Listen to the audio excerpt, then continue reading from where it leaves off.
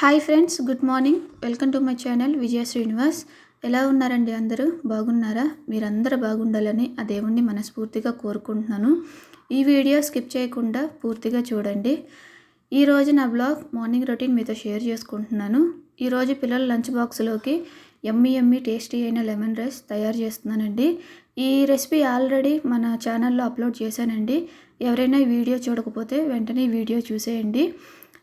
చాలా టేస్ట్ బాగుంటుందండి. ఒకసారి తప్పకుండా ట్రై చేయండి. ఈలోపు రైస్ అయితే ఒకవైపు పెట్టేసుకున్నానండి. అది కుక్ అయ్యేలోపు టిఫిన్లోకి చట్నీ ప్రిపేర్ చేసుకుందామని చెప్పి కొన్ని పల్లీలు వేయించేసుకున్నాను. కొన్ని మిర్చీస్ కూడా ఫ్రై చేసేసుకున్నానండి. అది కంప్లీట్ అయిపోయినాక అన్నం కూడా ఉడుకుతుందండి. ఈ అన్నం మగ్గడానికి కొంచెం టైం పడుతుంది. డెఫినెట్గా ఈ రెసిపీ మీరు ఒకసారి ట్రై చేయండి. చాలా బాగుంటుంది. లంచ్ బాక్స్లోకి త్వరగా అయిపోతుంది. పిల్లలు చాలా టేస్టీగా తింటారు, అలాగే హ్యాపీగా కూడా ఫీల్ అవుతారండి. ఈలోపు రైస్ కంప్లీట్ అయిపోయిందండి. ఇంకొక పొయ్యి మీద కళాయి పెట్టేసుకొని 2 టేబుల్ స్పూన్ల ఆయిల్ వేసుకోండి. అది హీట్ అయినాక ఒక చిన్న కప్పు పల్లీలు తీసుకోండి. ఈ క్వాంటిటీని బట్టి పల్లీలు వేసుకోండి మీరు. నాకైతే కొంచెం క్వాంటిటీకి ఈ పల్లీలు సరిపోతాయి. అవి కొంచెం మీడియం సైజు ఫ్రై చేసుకోండి. అవి ఫ్రై అయినాక కొన్ని తాలింపు గింజలు వేసుకోండి. అందులో జీలకర్ర కూడా వేసేసుకోండి.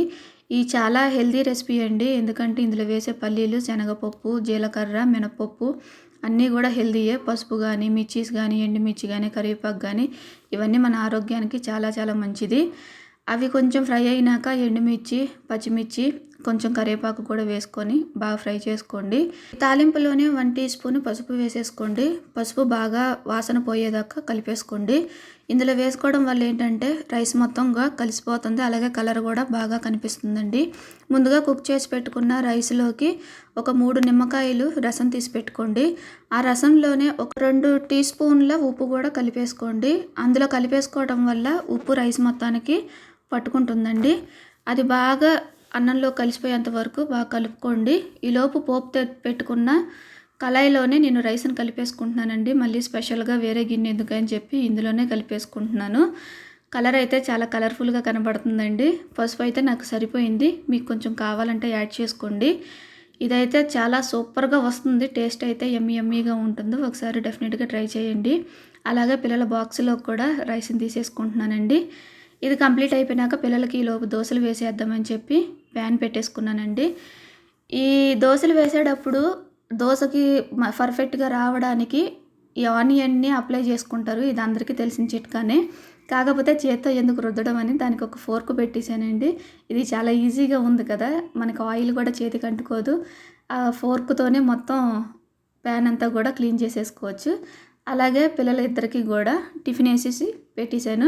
టిఫిన్ పిల్లలకు పెట్టేస్తే వాళ్ళు శుభ్రంగా తినేస్తారండి. నెక్స్ట్ వీళ్ళకి స్నాక్స్ కింద దాల్ ముడి పెట్టుకున్నానండి. ఇంకా వీళ్ళకి ఈ బాక్సులు కట్టేసి బాటిల్లో నీళ్లు పోసేసి వీళ్ళకి అన్నీ రెడీ చేసి పెడితే రిలాక్స్డ్గా వాళ్ళ స్కూల్కి వెళ్ళిపోతారు. ఇదంతా ఎర్లీగా లెగిస్తేనే మనం చాలా ఈజీగా చేసుకోవచ్చండి. కొంచెం టైం అటు ఇటు అయినా హడావిడిగా చేసుకోవాల్సి వచ్చింది. ఇవన్నీ ఎందుకండి అని చెప్పి ఇంకా పొద్దున్నే లెగిసి రిలాక్స్డ్గా పని చేసేసుకుంటానండి. ఇంకా వీళ్ళకి నీళ్లు పెట్టడం కానీ, టిఫిన్లు కానీ, లంచ్ అవన్నీ ప్రిపేర్ చేసేసినాక వీళ్ళు వెళ్ళిపోతారు. వీళ్ళు వెళ్ళిన తర్వాత నాకు ఇంకా ఇంట్లో పని స్టార్ట్ అయ్యిద్ది. ఎందుకంటే పొద్దున్నే ఇటు లంచ్ ఇటు ఇంట్లో పని అంటే కుదరదు కదా. అందుకని చెప్పి పిల్లలు వెళ్ళిపోయినాక రిలాక్స్డ్గా ఇంట్లో పని అంతా కూడా చేసేసుకుంటానండి. ఇంతేనండి నా బ్లాగ్. ఎలా ఉంది? మీకు ఈ వీడియో కనుక నచ్చినట్టయితే లైక్ అండ్ సబ్స్క్రైబ్. అలాగే ఈ వీడియో ఎలా ఉందో కూడా తప్పకుండా కామెంట్ చేయండి. Thank you.